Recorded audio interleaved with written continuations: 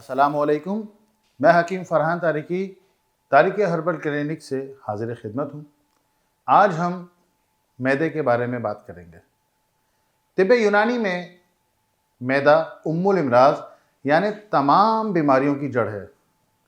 میاں حضور نے ایک مرتبہ نشست کے دوران مجھے خاص طور پر حکم فرمایا تھا کہ ہم جو بھی چیز کھاتے ہیں وہ ڈائریکٹلی ہمارے جسم پر اثر انداز ہوتی ہے۔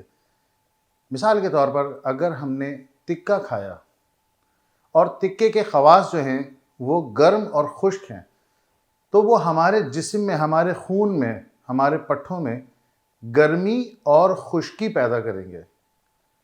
تو پھر میں نے میاں حضور سے عرض کرا کہ میاں حضور اس کے لیے کیا کرنا چاہیے؟ تو انہوں نے فرمایا کہ یہ بہت زبردست بات میں اب آپ کو بتانے لگا ہوں، اور جو بھی لوگ اس چیز کو اڈاپٹ کریں اور ان کو فائدہ ہو تو وہ میاں حضور کے لیے لازمی دعا کریں۔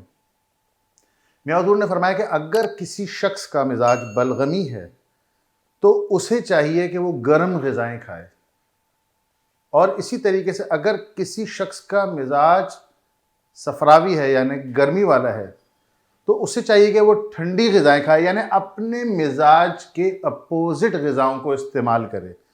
اس سے کیا ہوگا کہ اس کی تسکین اور بڑھے گی، اسے تسلی و تشفی مزید ہوگی۔ لیکن اگر کسی شخص کا مزاج بلغمی ہے اور وہ آئس کریم اور ٹھنڈی چیزیں کھاتا ہے تو اس کے جسم میں ٹھنڈ اور بلغم اور بڑھے گا، جس سے اس کے اعصاب بھی متاثر ہوں گے اور دیگر چیزیں بھی متاثر ہوں گی، اور خاص طور پر معدہ اس کا متاثر ہوگا۔ ہمیں اپنے تمام اعضاء کا خاص خیال رکھنا ہوگا۔ وجہ یہ ہے کہ ہمارے اگر تمام اعضاء اپنے افعال درست طریقے سے انجام دیں گے تو ہماری طبیعت ہمیشہ غیر طبعی کیفیات سے محفوظ رہے گی اور ہم بیماری سے بچ سکیں گے۔ اپنا بہت خیال رکھیے۔ السلام علیکم۔